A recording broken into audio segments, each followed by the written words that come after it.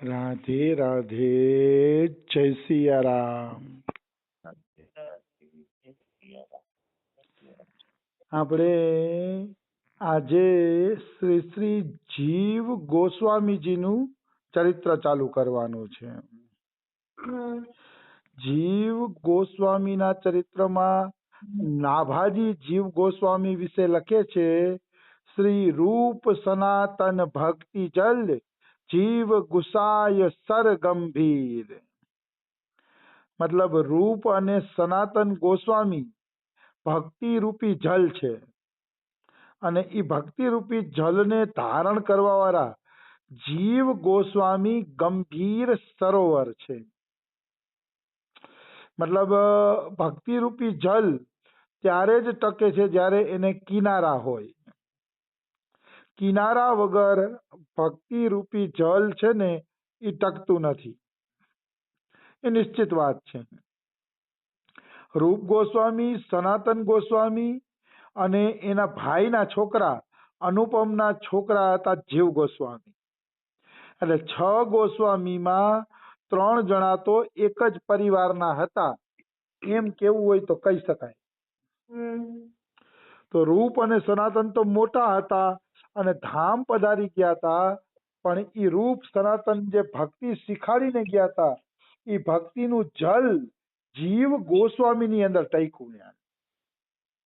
મતલબ કહેવાનો ભાવ છે, વરસાદ તો વરસી જાય છે, પણ વરસાદનું પાણી જેના કિનારા મજબૂત હોય છે ને એ ટકાવે છે. એવી રીતે રૂપ અને સનાતને જે ભક્તિનો વરસાદ વરસાવ્યો, જે જ્ઞાનનો વરસાદ વરસાવ્યો, એ વરસાદને જીવ ગોસ્વામીએ પોતાના હૃદય રૂપી સરોવરની અંદર ઝીલી લીધું. હૃદયની અંદર ઝીલી લે છે. આની ઉપરથી મસ્ત વાત કરવી હોય ને તો શિષ્ય એને કહેવાય કે પોતાના હૃદયને સરોવર જેવું બનાવીને રાખે. અને ગુરુ જે કઈ વાત કરે, જે કઈ સત્સંગ આપે, જે કઈ સારી વાતો શીખાડે, એ બધી વાતો શિષ્યના હૃદય રૂપી સરોવરમાં જમા થઈ જવું જોઈએ. શિષ્ય છે ને એ ડુંગર જેવો ન હોવો જોઈએ. ડુંગરમાં પાણી પડે ને તો એ પાણી રળીને વયું જાય. ડુંગર ના હોવો જોઈએ. શિષ્ય હોવો જોઈએ સરોવરના ખાડા જેવો, કે જેથી પાણી અંદર સંગ્રહ થાય. શિષ્ય એવો ન હોવો જોઈએ અશ્રદ્ધાળુ, કે ગુરુ ગમે એટલો ઉપદેશ આપે તો માથેથી લહરી નીકળી જાય. એમ નહીં, શિષ્ય સરોવર જેવો હોવો જોઈએ. ગુરુના એક એક ઉપદેશને પોતાના હૃદયમાં સંગ્રહ કરીને રાખતો હોવો જોઈએ. અને એક વાત યાદ રાખજો કે ગુરુ ધામ પધારી જાય છે, પછી શિષ્ય માટે કેવલ ગુરુના જે શબ્દ સંગ્રહ કરીને રાખ્યા છે એ શબ્દોના આધારે જ એનું જીવન ચાલતું હોય છે. એમાં કોઈ એટલે કોઈ શંકા નથી.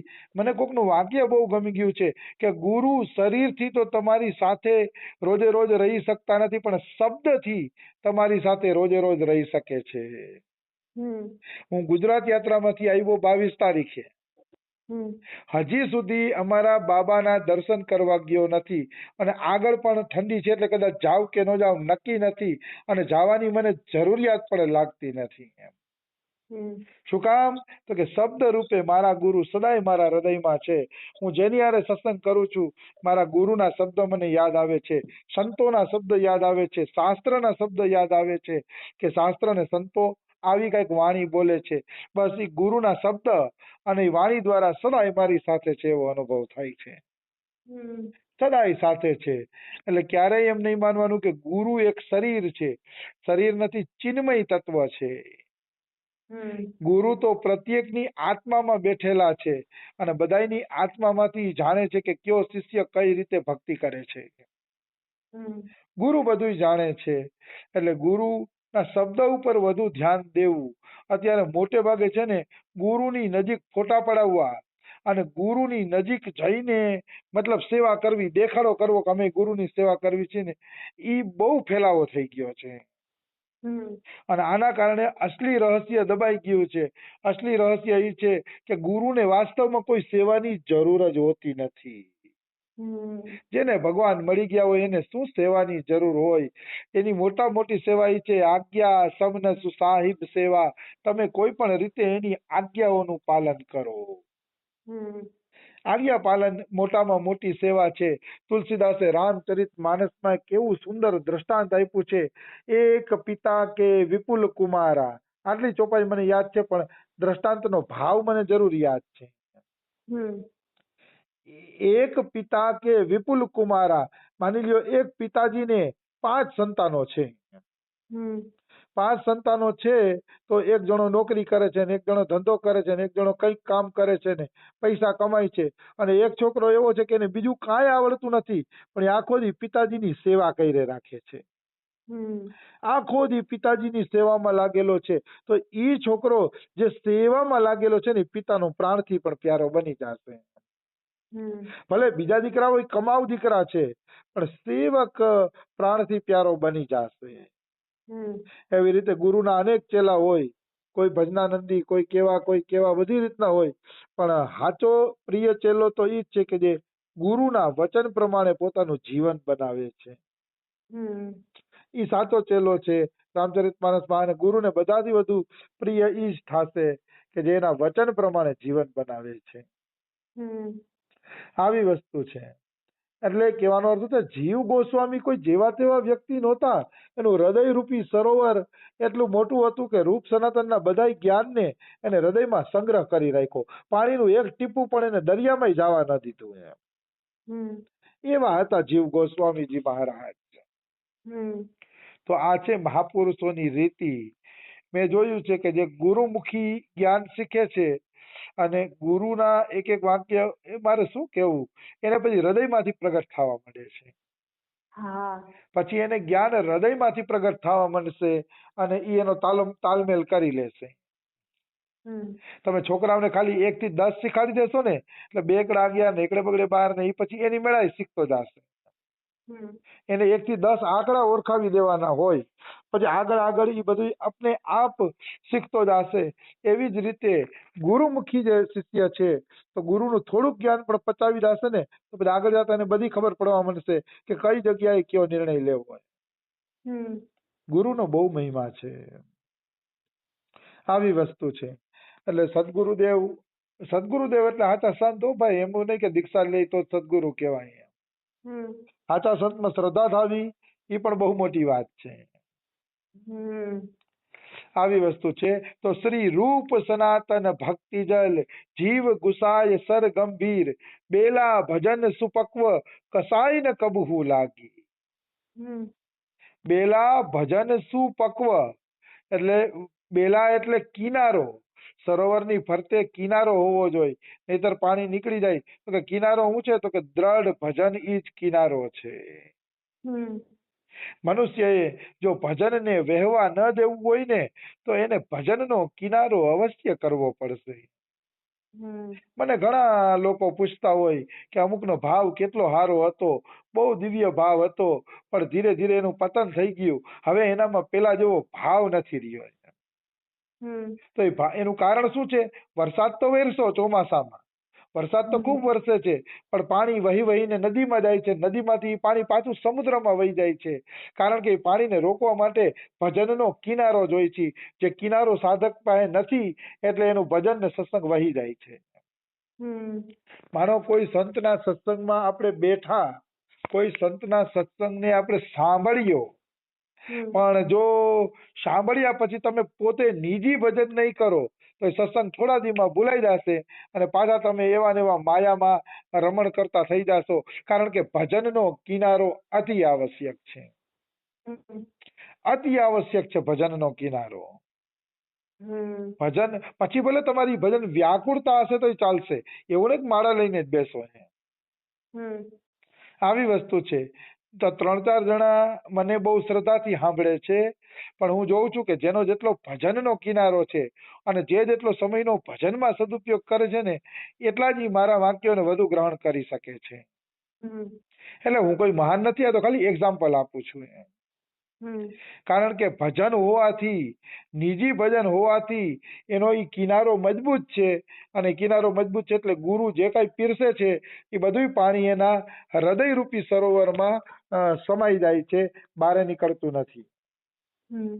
એટલે નિજી ભજન હોવું અતિ આવશ્યક છે. અમારા સદગુરુદેવ જુઓ તમે, સિદ્ધ મહાપુરુષ તરીકે ખ્યાતિ છે, તોય રોજના 10-10, 12-12 કલાક જપ કરે છે. શું કામ જપ કરે છે? તો કે ભાઈ ભજન રૂપી પાણીને જો બચાવવું હોય ને તો ભજન રૂપી કિનારો તો કરવો પડશે, નહીતર ઈ પાણી ટકશે નહીં. કિનારા વગર કોઈ દી નદીના પાણી ટકે નહીં. સમુદ્ર ને કિનારો હોય છે, એવું નથી કે સમુદ્ર ને કિનારો નથી. એટલે ભજન કરો, ખૂબ ભજન કરો. રમેશ બાબા એકવાર ભિક્ષા માંગવા જતા હતા. ભિક્ષા માંગવા જતા હતા ને તો ઠંડી લાગતી હતી એને, રમેશ બાબાને, અને પહેરવા ઓઢવાનું ખાસ એની પાસે કઈ હતું નહીં. તો રમેશ બાબા કહેતા હતા, ઓ એક વ્રજવાસીને કહેતા હતા, આજ તો બહુ ઠંડી, બહુ ઠંડી. તો કઈડા વ્રજવાસી એવું કીધું, કહું છે, ભજન કિએ જા ગાઢે, ના ધૂપ લગે ના ઝાડે. મતલબ ભજન કિએ જા ગાઢે, ગાઢે એટલે ઘાટું, ઘાટું ભજન કરો ભાઈ, ઘાટું ભજન કરો. જેનું ઘાટું ભજન છે તો ના ધૂપ લગે ના ઝાડે. ઝાડે એટલે ઠંડી, ધૂપ એટલે તડકો. તો કે જે ગાઢું ભજન કરે છે ને એને ઠંડી નથી લાગતી, તડકોય નથી લાગતો.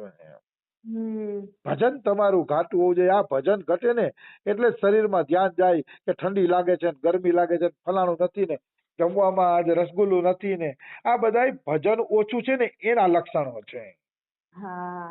નિશ્ચિત જેની સાંસારિક પ્રવૃત્તિ વધતી હોય ને એનું ભજન ઓછું જ હોય, અને ભજનનો રસ જે ચાખી ગયા છે એને પછી સાંસારિક પ્રવૃત્તિ બહુ હોતી જ નથી. આવી વસ્તુ છે. એટલે રમેશ બાબાને એ વ્રજવાસી, રમેશ બાબાએ ખુદ સ્વીકાર્યું, વ્રજવાસીએ સાચું કીધું, ભજન કિએ જા ગાઢે, ના ધૂપ લગે ના ઝાડે.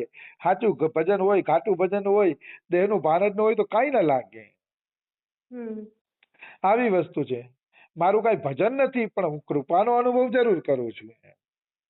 હમણાં 7 દિવસ સુધી મહેમાનો સાથે ફર્યો તો સવારે 7 વાગે નીકળી જાય ઘરે, રાતે 10 વાગે આવીએ, બપોરે સુયા વગર લગાતાર ભ્રમણ 7 દિવસ સુધી, લગાતાર ભ્રમણ, પણ આજી સુધી થાક લાગ્યો નથી. એટલે મારું કઈ ભજન નથી. હું ભજનમાં તો ગુજરાતીની બધાયથી પાછળ છું, કઈ કરતો નથી, પણ મેં કૃપાનો અનુભવ કર્યો કે એની કૃપા થાય ને તો શક્તિ મળી જાય છે. હવે ઈ કેમ કૃપા કરે છે, ક્યારેક કરે ક્યારેક ન કરે, બધું એના હાથમાં છે. પણ એટલું જરૂર છે કે જે વસ્તુ આપણે ગંભીરતાથી લેતા હોય કે આ કેમ પાર પડશે, પણ એની કૃપાથી બહુ ઝડપથી પાર પડી જતું હોય ને એવો અનુભવ થાય છે. જે વસ્તુ ગંભીર લાગતી હોય, એમ થતું હોય કે આ કેમ પાર પડશે, પણ એની કૃપાથી ઝડપથી પાર પડી જાય છે. આ બધો કૃપાનો સોદો છે. હું તો અમે ને સુખરામ બાબા બેઠા હોય તો એ જ વાત કરી કે ભાઈ ભજન તો આપણાથી થતું નથી, હવે આપણે તો કેવલ કૃપાના માર્ગે હાલવાનું છે. ભલે એનો અર્થ એવો નથી કે અમે બધી કૃપા ઉપર છોડીને આળસ કરીએ છીએ. અમારા થાય એટલા પ્રયત્ન કરીએ, શક્તિ હોય એટલા પ્રયત્ન કરીએ, બાકી બધી કૃપા ઉપર છોડી દઈએ છીએ.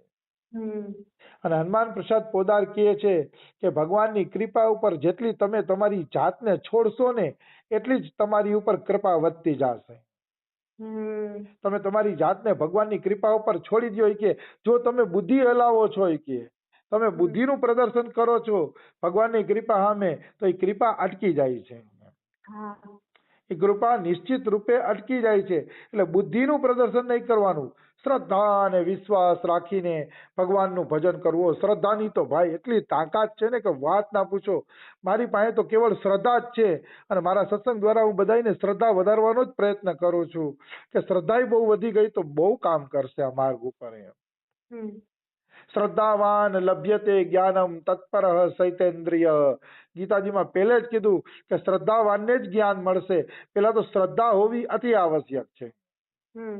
પછી શ્રદ્ધાવાન લભતે જ્ઞાનમ તત્પર સૈતેન્દ્રિય, પછી ભજનમાં તત્પર થશે અને પછી એની ઇન્દ્રિયો સંયમમાં આવશે.